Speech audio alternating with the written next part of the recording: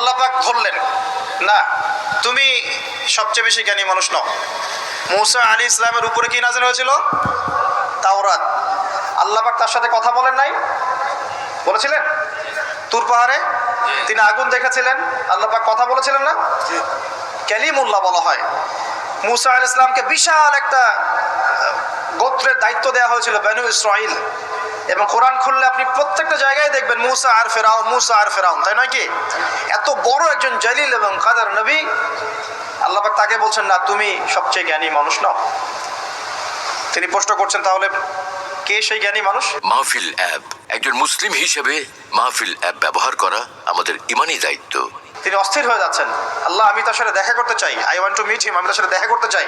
সে কোথায়? প্রয়োজনে তার সাথে দেখা করতে যদি আমাকে যুগ যুগ ধরে চলতে হয়, রাস্তায় হাঁটতে হয়, তাও হাঁটবো। কথা বুঝতে পারছেন? আল্লাহ পাক বললেন, ঠিক আছে।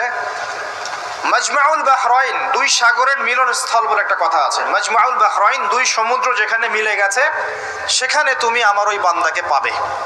তার নাম হচ্ছে খিদির। কি নাম? খিদির। খিদির মানে হচ্ছে শ্যামল বা সবুজ। একটা বর্ণনা এসেছে, খিদির আলাইহিস সালাম যেখানে বসতেন সেই জায়গাটা সবুজ হয়ে যেত। এখন এই ব্যাখ্যাটা বাহ্যিকভাবে হতে পারে, এটা ইন্টারপ্রিটেশনও করা যেতে পারে। আল্লাহ ভালো জানেন কোনটা ব্যাখ্যা সঠিক। বাহ্যিকভাবেই সব সবুজ হয়ে যেত, নাকি তার জ্ঞানের আলোতে অজ্ঞতা দূর হয়ে সব সবুজ হতো, আল্লাহ ভালো জানেন। তো ব্যাখ্যার একটা সুযোগ আছে। তো তিনি সেখানে গেলেন, তার সাথে একজন সঙ্গীকে নিয়েছেন, তার নাম হচ্ছে ইউশা বিন নুন, একজন যুবক, তরুণ যুবক। তারা দুজন পথ চলছেন। চলতে চলতে চলতে চলতে তারা একটা জায়গায় গিয়ে পথটা ভুল করলেন। একটা জায়গার কথা বলে দেওয়া ছিল, এই জায়গায় গেলে তোমার থলির মধ্যে যে মাছ আছে, মাছ, মৃত একটা মাছ, এটা জীবিত হয়ে সমুদ্রে লাফ দিবে। যখনই লাফ দিবে ওই জায়গায় তুমি তাকে পাবে। কাকে পাবে? খিদির আলাইহিস সালামকে। তো তিনি সেখান থেকে একটু দূরে চলে গিয়েছিলেন। এই যে পথ তিনি ভুল করলেন কিছু দূর, এটা সূরা কাহফের মধ্যে আছে শেষের দিকে। আমি প্রত্যেকটা লাইন বাই লাইন পড়লে এখানে 12টা বাজবে। তো আমি ফিল করছি জিনিসটা এইভাবে, যে জীবনে চলার পথে আমাদের গন্তব্য যদি ঠিক না থাকে, তাহলে আমরা খুব সহজেই ক্লান্ত হয়ে পড়বো। আর আমার কথা কি বুঝতে পারছেন? জীবনে চলার পথে আমাদের গন্তব্য যদি ঠিক না হয়, আমরা খুব সহজেই ক্লান্ত হয়ে পড়ব। আমাদের গন্তব্য কি? এই গন্তব্য যদি ঠিক না থাকে, যাদের গন্তব্য দুনিয়া, যাদের গন্তব্য বাড়ি গাড়ি, স্ট্যাটাস, প্রতিপত্তি, পলিটিক্যাল পাওয়ার, যাদের গন্তব্য হচ্ছে জাস্ট দুনিয়ার মোহ, তারা খুব সহজেই ক্লান্ত হয়ে পড়বেন। কিন্তু আল্লাহর পথে যারা পথযাত্রী, যাদের গন্তব্য জান্নাত, তারা কখনো ক্লান্ত হয় না। কখনো ক্লান্ত হয়? একবার শেষ বয়সে বৃদ্ধ হয়ে গেছে আলেম, বৃদ্ধ হয়ে গেছে মুহাদ্দিস, মুফাসসির, এখনো দেখবেন যে সিংহের মতো বক্তব্য দিচ্ছে, দেখেন না? তো এই বিষয়টা আমি ফিল করেছি। আর সামনে যাই, তো তিনি তাকে পেলেন। যখন রাস্তা ভুল করেছেন, তখন তার স্মরণ হচ্ছে, আরে মাছ তো নাই, মাছ কোথায় গেল? তখন ইউশা বিন নুন বলছেন, মাছ তো আগেই লাফ দিয়ে নদীতে সমুদ্রে চলে গেছে। তখন তিনি বলছেন, ওইটাই তো সেই জায়গা ছিল যেখানে তাকে পাওয়া যাবে, চলো। আবার তিনি ব্যাক করে সঠিক জায়গায় আসলেন। এবার তার গায়ে অনেক শক্তি। সঠিক জায়গায় এসে দেখলেন, হ্যাঁ, একটা পাথরের উপরে, সাখরা বলে, পাথর খণ্ড, এর উপরে খিদির আলাইহিস সালাম বসে আছেন। কে বসে আছেন? খিদির আলাইহিস সালাম। এবং তিনি তাকে সালাম দিলেন, আসসালামু আলাইকুম ওয়া রাহমাতুল্লাহ। তো খিদির আলাইহিস সালাম বলছেন, ওয়ালাইকুম আসসালাম ওয়া রাহমাতুল্লাহ। এই জনমানব শূন্য জায়গায় সালাম কোত্থেকে আসলো? তখন মূসা আলাইহিস সালাম বলছেন যে, আমি মূসা। আমি কে? মূসা। খিদির আলাইহিস সালাম বলছেন, তুমি কি বনু ইসরাইলের মূসা? তিনি বলছেন, আমি একটু পড়ে শোনাই। ক্বালা লাহু মূসা, মূসা আলাইহিস সালাম তাকে বলছেন, হাল আত্তাবিউকা আলা আন তুআল্লিমানি মিম্মা উল্লিমতা রুশদা। মূসা আলাইহিস সালাম তাকে বলছেন, হে খিদির আলাইহিস সালাম, আমি কি আপনার অনুসরণ করতে পারি এই শর্তে যে আল্লাহ আপনাকে যা শিক্ষা দিয়েছেন সেখান থেকে আমাকে কিছু শেখাবেন? স্টুডেন্টের মধ্যে আসলেন। এবার খিদির আলাইহিস সালাম কি বলছেন? ইন্নাকা লা তাস্তাতি'আ মা'ইয়া সাবরা। আমি তো শেখাতে চাই, কিন্তু তুমি তো আমার সাথে সবর করতে পারবে না। কি পারবে না? তুমি আমার সাথে ধৈর্য ধরতে পারবে না। একজন টিচার কি কখনো এমন কথা বলে স্টুডেন্টকে? কোন পর্যায়ের জ্ঞান, হিকমা, প্রজ্ঞা, আধ্যাত্মিকত্ব থাকলে একজন মানুষ আগে থেকেই বলতে পারে যে তুমি তো আমার সাথে সবর করতে পারবে না? তিনি বলছেন, ওয়া কাইফা তাসবিরু মা লাম তুহিত বিহি খুবরা। তুমি কেমন করে সবর করবে যে তোমাকে তো এই বিষয়ে কোনো খবরই দেওয়া হবে না? قال ستجدني إن شاء الله صابرا ولا أعصي لك أمرا মুসা আলাইহিস সালাম বলছেন ইনশাআল্লাহ আপনি আমাকে ধৈর্যশীল পাবেন এবং আমি আপনার কাজে কোনো রকমের ভ্যাটও দিব না, বাধা দিব না।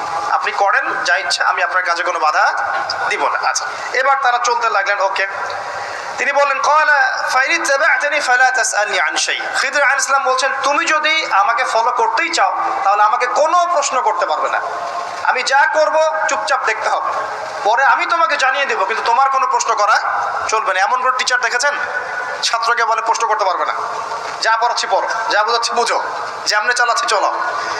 পৃথিবীর সবচেয়ে জ্ঞানী মানুষ কে? খিদর আলাইহিস সালাম। এবার চলছেন, ফানতালাকা, তারা দুজন চলতে লাগলেন, হাত্তা ইযা রাকিবা ফিস সাফিনা খরাকাহা। আমি শর্ট করে বলছি, তারা চলতে লাগলেন একটা নৌকা, এই নৌকায় করে তারা একটা নদী পার হলেন। এই নৌকার যে মাঝি বিনা পারিশ্রমিকেই তাদেরকে পার করালো।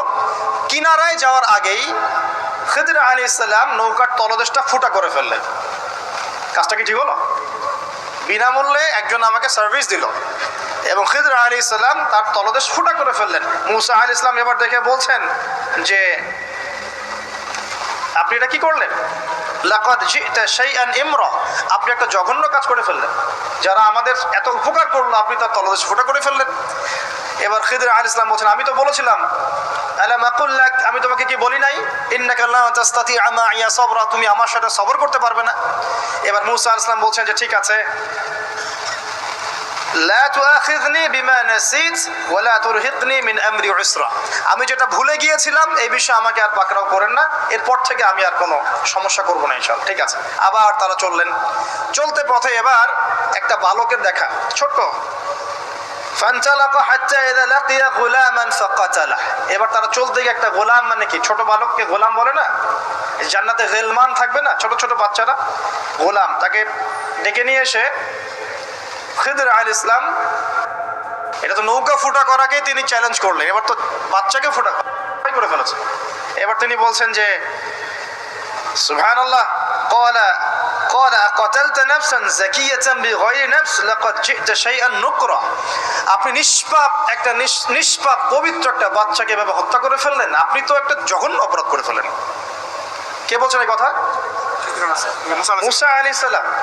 আবার তিনি বলছেন ক্বালা আলাম আকুল লাক ইন্নাকা লা তাসতাতি'আ মা'ইয়া সাবরা, আমি কি তোমাকে বলি নাই তুমি আমার সাথে সবর করতে পারবে না? শেষবারের মতো ক্বালা ইন সাআলতুকা আন শাইইন বা'দাহা ফালা তুসাহিবনি, এরপর যদি আমি আরেকটা কোশ্চেন করেছি তাহলে আমাকে আর সাথে নিয়েন না। কে বলছে কথা? মুসা আলাইহিস সালাম, যিনি বলছেন আমি জ্ঞানী মানুষ, যার উপর তাওরাত নাযিল হচ্ছে। এবার ফানতালাকা, তারা চললেন, হাত্তা ইযা أتايا أهل قرية استطعما أهلها فأبوا أن يضيفوهما فوجدا فيها جدارا يريد أن ينقض فأقامه قال لو شئت لاتخذت عليه أجرا। ঘটনা হচ্ছে এই যে তারা এবার চলতে পথে একটা গ্রামে প্রবেশ করলেন, গ্রামের লোকজনের কাছে মেহমানদারি চাইলেন, পানি খাবার নাস্তা পানি কিছু হবে, কোনো মেহমানদারি পেলেন না। অনেকটা আমাদের দ্য সিটি অফ আখিরুজ্জামানের মতো আর কি, আমাদের হচ্ছে পশ্চিমা সভ্যতার যে বস্তুবাদী জীবন ব্যবস্থা, প্রতিবেশীকে খোঁজ নেওয়ার সময় নাই, ভিক্ষুক আসলে মাফ করো মাফ করো।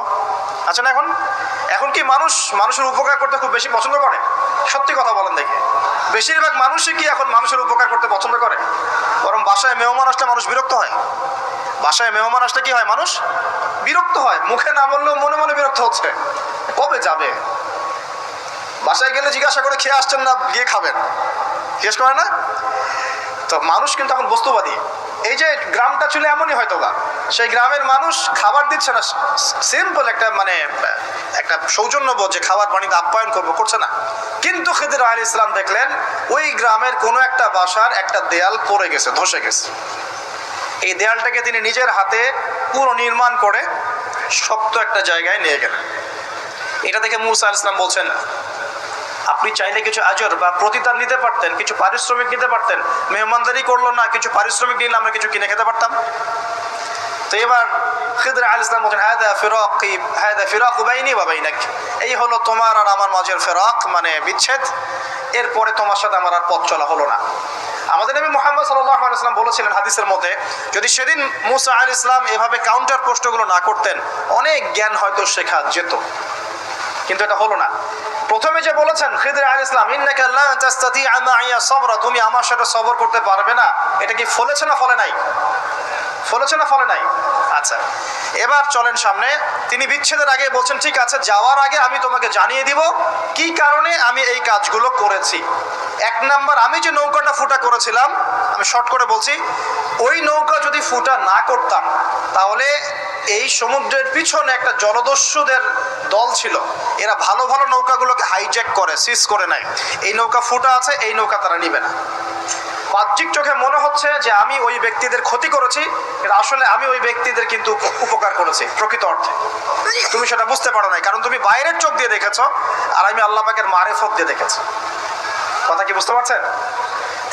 দ্বিতীয় যে বাচ্চাটাকে আমি খুন করেছি, বা খুন না, এটা খুন বলা ঠিক হবে না, হত্যা করেছি, সেই বাচ্চাটাকে আমি নিজেরই করি নাই, আল্লাহ পাকের আদেশে করেছি। কারণ এই বাচ্চা যদি বড় হতো তাহলে এই বিশ্বের বড় কাফেরদের একজন হতো। So this is a type. আচ্ছা, যাই হোক, যদিও এটা তাকদীর বা কদর, এটা আমি আল্লাহর আদেশে করেছি, আমি নিজের মন গড়া কোনো দর্শনের কাজটা করি নাই, আল্লাহর হুকুমে করেছি। তৃতীয় যে দেয়ালটা আমি নির্মাণ করেছিলাম, ওই বাড়িতে থাকে দুইজন এতিম বালক, যাদের পিতা এবং মাতা খুবই সৎ ছিল। কি ছিল? সৎ ছিল। এখানে একটা ছোট্ট কথা বলে দেই, আপনি আমি যদি পিতা মাতা হিসেবে সৎ হই, সৎ হই, নেককার, মুত্তাকি, পরেজগার হই, আমাদের বংশধরদের ভালো মন্দ দেখার দায়িত্ব আল্লাহ পাকের। এই যে খিদর আলাইহিস সালাম বহু বছর পর সেখানে এসেছেন, পিতামাতা অনেক আগেই মারা গেছেন, ওই খিদর আলাইহিস সালামের হাতে এতিম বালকের খেদমত আল্লাহ পাক করে দিলেন। বুঝতে পারছেন কথা? এতিম দুই বালকের এই দেয়াল ছিল, এই দেয়ালের নিচে ওই দুই এতিম বালকের পৈতৃক রেখে যাওয়া কিছু সম্পত্তি আছে মাটির নিচে। যদি দেয়াল নির্মাণ না করতাম, মানুষ ওই সম্পদ নিয়ে চলে যেত। এখন দেয়াল দিয়ে আমি এটাকে শক্ত করে দিয়েছি, এরা যখন বড় হবে তখন সেই সম্পদ পাবে। তো বাহ্যিকভাবে তোমার কাছে মনে হয়েছে আমি বিনা পারিশ্রমিকে অহেতুক একটা কাজ করছি, কিন্তু সত্যিকার অর্থে আল্লাহর হুকুমে আমি সেটা দেখেছি যা তুমি দেখতে পারো নাই, আমি সেটা বুঝেছি যা তুমি বুঝতে পারো নাই। এরপরে তাদের বিচ্ছেদ হয়ে যায়। আমি আপনাকে একটু দেখাই যে এখানে দেখুন, তিনটা ক্ষেত্রেই মূসা আলাইহিস সালাম বাহ্যিকতাকে প্রাধান্য দিয়েছেন, কিন্তু খিদর আলাইহিস সালাম ইন্টারনাল আইজ, বা আমরা যেটাকে বলি ইন্টারনাল অবজারভেশন, এটাকে প্রাধান্য দিয়েছেন। আপনি আর আমি যদি খিদর আলাইহিস সালামের মতো মুত্তাকি, পরহেজগার, জ্ঞানী, নিরহংকারী এবং বিনয়ী হতে পারি, কোরআন এবং সুন্নাহর মানদণ্ড চর্চা করে, ইখলাস ঠিক রেখে, নিয়াত ঠিক রেখে, শুধুমাত্র আল্লাহ পাকের সন্তুষ্টির জন্য আল্লাহর পথে দাওয়াতের কাজ, মেহনতের কাজ, দিনের প্রচার প্রসারের কাজ করতে পারি, ইনশাআল্লাহ তাআলা আপনার যদি হৃদয়টা কলবুন সালিম হয়, কলবের মধ্যে নূর থাকে, আল্লাহর মারিফত থাকে, ইনশাআল্লাহ আপনি এমন কিছু দেখবেন যে সবাই দেখবে না, আপনি এমন কিছু শুনবেন সবাই শুনবে না, আপনি এমন কিছু উপলব্ধি করবেন যা সবাই করতে পারছে না। এখানে তিনটা ক্ষেত্রেই খিদর আলাইহিস সালাম এমন কিছু দেখেছেন, বুঝেছেন যা মূসা আলাইহিস সালাম পারেন নাই। পৃথিবীর সবচেয়ে জ্ঞানী মানুষের এক্সাম্পল আপনাকে দিচ্ছি আমি। এই তিনটা ঘটনা আপনি কি বুঝলেন? বাহ্যিকতা আর রিয়েলিটি, যেটা দেখা যাচ্ছে বাহ্যিক চোখ দিয়ে, আর রিয়েলিটি, বাস্তবতা এক জিনিস না। দেখেন, খিদর আলাইহিস সালাম কিন্তু একদিনে একা একা হয়নি। প্রথমত আল্লাহ পাক তার সম্পর্কে কি বলেছেন একটা কথা বলে দিই। আল্লাহ পাক বলছেন যে তিনি আল্লাহর একজন বান্দা ছিলেন, ফাওয়াজাদা আবদান, তিনি আল্লাহর একজন বান্দা ছিলেন, মিন ইবাদিনা, আল্লাহর বহু বান্দাদের মধ্যে তিনি একজন আল্লাহর বান্দা ছিলেন। কে? খিদর আলাইহিস সালাম। আতাইনাহু রাহমাতাম মিন ইনদিনা, খিদর আলাইহিস সালামকে আমি আমার পক্ষ থেকে রহমত দিয়েছিলাম। আল্লাহর পক্ষ থেকে কি দিয়েছেন আল্লাহ পাক? রহমত, দয়া। আপনি দয়ালু না হতে পারলে, আপনি যদি দয়ালু না হতে পারেন, তাহলে আল্লাহর সেই মারিফত, নূর আর জ্ঞান পাবেন না। তো আগে মানুষের প্রতি, উম্মার প্রতি, সবার প্রতি দয়ালু হতে হবে। তো হ্যাঁ, সবাই আমার ভাই, সবাই আমার উম্মার অংশ, আমি সবার কল্যাণ চাই, কেউ আমার শত্রু নয়। একটা দয়ালু মনোভাব তো লাগবে আগে। নিজের আগে মনে করেন আমি হকের ডিলার, জান্নাতের ডিলার, তোমাদের লিজ লাগলে আসো নিয়ে যাও, তাহলে তো সমস্যা। মনের মধ্যে যদি হিংসার, বিদ্বেষ, পরশ্রীকাতরতার, অহংকারের এইসব বিষ বাষ্প পুষে রাখেন, তাহলে খিদর হবেন কিভাবে? নূর পাবেন কিভাবে? মারিফত অর্জন করবেন কিভাবে? আর হক বাতিল চিনবেনই বা কিভাবে? নিজে চিনবেন না, মানুষকে চেনাবেন কিভাবে? এই কারণে দেখবেন যে ওয়ার্ল্ড অ্যাফেয়ার্স নিয়ে কোনো কথা বললে বলে ভবিষ্যৎবাণী করছে, অথচ এটা বাস্তব বর্তমান, সেটা খেয়াল নাই। যেটা বাস্তব বর্তমান সেটাকে ভবিষ্যৎ মনে করছে। পুরো ওয়ার্ল্ডের ইকোনমিক সিস্টেম একটা ভয়ঙ্কর হুমকির মুখে আছে। বড় বড় যারা ইকোনমিক্সট এবং যারা মিলিটারি অ্যাফেয়ার্স নিয়ে পড়াশোনা করেন তারা বলছেন যে এই বিষয়গুলো ওয়ার্ল্ডের সামনে দাঁড়িয়ে আছে। আর পড়াশোনা করে কোরআন সুন্নাহর জ্ঞানের সাথে এই যুগোপযোগী জ্ঞানগুলোকে একত্রিত করে যখন আমরা এগুলোর সলিউশন দেওয়ার চেষ্টা করছি, বলছে গণক, বলছে ভবিষ্যৎ বক্তা, বলছে অমুক তমুক। অথচ ইসলাম, আলেম ওলামা এবং যারা দিনের দায়ী, মোবাল্লেগ, তাদের কাছ থেকে জনগণ আসলে আশা করে কি?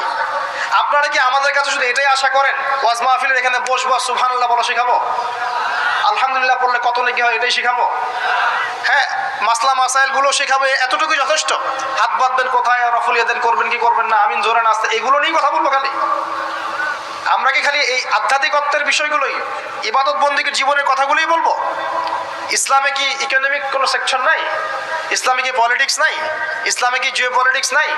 ইসলামে কি অন্যান্য ফিলোসফিক্যাল থটসগুলো নাই? তাহলে যুগ এবং জিজ্ঞাসার সমাধান আপনারা আমাদের কাছে আশা করেন কি করেন না? যুগ এবং জিজ্ঞাসার যে সমাধান, এটা তো আপনার আলেম ওলামার কাছে আশা করবেন, তাই নয় কি? না কার কাছে আশা করবেন? কে দিবে আপনাকে সমাধান? এখন এই সমাধান দেওয়ার জন্য যোগ্যতা কি লাগবে? আপনাকে খিদির হতে হবে, খিদির আলাইহিস সালামের মতো দূরদর্শিতা সম্পন্ন হতে হবে। কিভাবে হবেন? ওই যে আল্লাহ পাক বলছেন, আমি তাকে রহমত বা দয়া দিয়েছি। আগে দয়ালু হতে শেখেন, আগে মনের হিংসা দূর করেন, মনটা পবিত্র করেন। আগে পবিত্র হচ্ছে না, টেনশনের কিছু নাই। আল্লাহওয়ালা কোনো মানুষের কাছে আসেন, এসে পড়ে থাকেন, পবিত্র হয়ে যাবেন ইনশাআল্লাহ। আল্লাহওয়ালা যে মানুষরা আছেন, আল্লাহর মারিফতওয়ালা মানুষরা, তাদের কাছে সোহবতে গিয়ে পড়ে থাকেন 5 দিন 7 দিন 1 মাস 40 দিন, ইনশাআল্লাহ দেখবেন আপনি অনেক কিছুই শিখবেন। সবকিছু বইপত্র পড়ে শেখা যায় না, সবকিছু বইপত্র পড়ে আর এই সার্টিফিকেটস অর্জন করে সব শেখা যায় না। কেন শেখা যায় না? আল্লাহ পাক বলছেন, আতাইনাহু রাহমাতাম মিন ইনদিনা ওয়া আল্লামনাহু মিন লাদুন্না ইলমা। এই হচ্ছে পয়েন্ট। আল্লাহ বলছেন, আমি খিদিরকে আমার পক্ষ থেকে জ্ঞান শিখিয়েছি। কার পক্ষ থেকে? আমি আবার বলছি, ওয়া আল্লামনাহু মিন লাদুন্না ইলমা। আমি খিদির আলাইহিস সালামকে আমার পক্ষ থেকে জ্ঞান শিখিয়েছি। আল্লাহর পক্ষ থেকে তার কাছে জ্ঞান ছিল। খিদির আলাইহিস সালাম কয়টা ডিগ্রি অর্জন করেছেন? কয়টা সার্টিফিকেট? কোন কোন স্কুল কলেজ ইউনিভার্সিটি? তিনি কি হার্ভার্ডে পড়েছিলেন? তিনি কি কেমব্রিজে পড়েছেন? আমাদের প্রাচ্যের অক্সফোর্ডে পড়েছেন?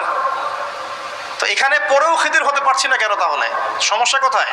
তার মানে জ্ঞান শুধুমাত্র প্রোটেস্ট্যান্ট ভার্সনে সার্টিফিকেটস অর্জন করা নয়, আর বইপত্রের খালি লেটার্সগুলোকে মুখস্থ করাই নয়, এগুলোই জ্ঞান নয়। যতক্ষণ পর্যন্ত এগুলোর আমল না আসবে এবং আল্লাহওয়ালা মানুষের সোহবতে না থাকবে, আত্মশুদ্ধি অর্জন না হবে, কলব পরিষ্কার না হবে, ততক্ষণ পর্যন্ত আল্লাহর মারিফত পাবে না। আমি কি কথা বোঝাতে পারছি? একটু উঁচু স্তরে কথা বলছি হয়তো আপনাদের সামনে, কিন্তু কথাগুলো খুব ইম্পর্টেন্ট। আপনারা পরে বুঝবেন, রেকর্ডিং হচ্ছে, পরে বারবার শুনেন। শুধুমাত্র প্রোটেস্ট্যান্ট ভার্সনে এগুলো মুখস্থ করার মধ্যে জ্ঞান সীমাবদ্ধ নয়। এটা আপনি পড়লেন, বই সার্টিফিকেটস অর্জন করলেন, আপনি ডক্টর হতে চান, আমার পাশে একজন ডক্টর বসে আছেন। এমন যদি আমি বলি যে আপনি ডক্টর হতে চান, অর্থোপেডিক্সের বইগুলো আপনাকে দিয়ে দিলাম, বাসায় গিয়ে পড়েন, ডক্টর হয়ে যান, হবে? পারবে কি কেউ পড়তে? তাকে মেডিকেল কলেজে ভর্তি হতে হবে, ক্লাস করতে হবে, তার চেয়ে বড় বড় ডক্টরদের সহবতে থেকে জ্ঞান শিখতে হবে, প্র্যাকটিক্যাল করতে হবে, কত কাজ। এই কাজগুলো আমরা দিনের ক্ষেত্রে করতে চাই না। আমি একটা বিষয়ের দিকে ফোকাস করছি, খিদির না হতে পারলে সে জামানায় টেকা যাবে না। কারণ এই জামানা রিয়েলিটি আর বাস্তবতার মধ্যে কোনো মিল নাই। দূরদর্শিতা লাগবে, চিন্তা হবে, চিন্তা হলে নূর লাগবে। ওই যে বললাম, নূর আপনাকে অন্ধকার জাহিলিয়াতে আলোর পথ দেখাবে, অন্ধকার থেকে আলোর পথ দেখাবে ইনশাআল্লাহ। তো প্রথমে লাগবে জ্ঞান, দয়া, একটা কলবুন সালিম, প্রশান্ত হৃদয়, আল্লাহ পাকের মারিফত এবং আল্লাহর নূর অর্জন হবে কিভাবে? প্রথমে আপনি জ্ঞান অর্জন করে আমল করবেন, এরপর আল্লাহওয়ালা মানুষের কাছে থাকবেন, তাদের সাথে সম্পর্ক রাখবেন, আলেম ওলামা থেকে ডিটাচড হয়ে থাকবেন না, কখনো না। তাদের সোহবতে গিয়ে গিয়ে পড়ে থাকবেন। সপ্তাহে 5 দিন কাজ করছেন, 2 দিন তো ফ্রি আছেন, 2 দিনের মধ্যে 1 দিন সময় দিবেন। পারা যাবে না? বহু ওলামায়ে কেরাম বাংলার আনাচে কানাচে কাজ করছেন, অফলাইনেই, অনলাইনে তাদেরকে পাবেন না আপনি। এমনও আল্লাহওয়ালা মারিফতওয়ালা মানুষ আছে বাংলাদেশের মাটিতে, যাদেরকে আপনি অনলাইনে একটা ছবিও খুঁজে পাবেন। শুধুমাত্র নিজে নিজে জ্ঞান অর্জন নয়, আমল দরকার, সোহবত দরকার। আর কি দরকার বললাম? কলবুন সালিম, প্রশান্ত একটা হৃদয় দরকার, আল্লাহ নূর দরকার, মারিফত। এরপরে দেখবেন আপনি এমন কিছু দেখছেন, শুনছেন, বুঝতে পারছেন যেটা সবাই পারবে না। এখানে দেখেন তিনটা ক্ষেত্রেই খিদর আলাইহিস সালাম কি সঠিক না ভুল? সঠিক না ভুল? আচ্ছা, এখন তার কাজগুলোকে মুসা আলাইহিস সালামের কাছে কি মনে হচ্ছিল? সঠিক না ভুল? ভুল। এই জামানাটা সেই জামানা যে জামানায় আপনি দেখবেন সত্য মিথ্যার মানদণ্ড উল্টে গেছে। আমানতদারকে খেয়ানতকারী বলা হচ্ছে, খেয়ানতকারীকে আমানতদার বলা হচ্ছে। প্রচন্ড রকম উগ্র একজন মানুষকে আপনি বলছেন ভালো মানুষ, কিন্তু একজন ভালো মানুষকে আপনি বলছেন উগ্র। প্রচন্ড রকম জালেম একটা সভ্যতাকে আপনি বলছেন একদম বিশ্বের সবচেয়ে উন্নত সভ্যতা, কিন্তু আদতে তারা বিশ্বের সবচেয়ে নিকৃষ্ট সভ্যতা। বাহ্যিকভাবে আপনি দেখছেন ইকোনমিক প্রোগ্রেস, আসলে দেখছেন ধসে যাচ্ছে। বাস্তবতা হচ্ছে এটা ধসে যাচ্ছে। আপনি দেখছেন নারীর অধিকার একদম, আদতে নারীরা জাহান্নামী হচ্ছে বেশি বেশি। বাহ্যিকভাবে দেখছেন যে পোশাক চেঞ্জ হয়ে যাচ্ছে, ছেলের পোশাক মেয়ে, মেয়ের পোশাক ছেলে, তাই না? এটা শুধু বাহ্যিক পোশাকেই হচ্ছে না, এটা আপনার সমাজের ফাংশনাল রোলটাও চেঞ্জ হচ্ছে। সমাজের ফাংশনাল রোলের মধ্যে মেয়ে ছেলের জায়গায় আসছে, ছেলে মেয়ের জায়গায় যাচ্ছে। ভিতর থেকে দেখা শেখেন আপনি, ভিতর থেকে দেখা শেখেন। দেখছি আমরা উম্মার জন্য অনেক কিছু করে ফেলছি, কিন্তু আদতে আমরা এখন ঐক্যবদ্ধই হতে পারছি না। আমরা সবাই মিলে একটা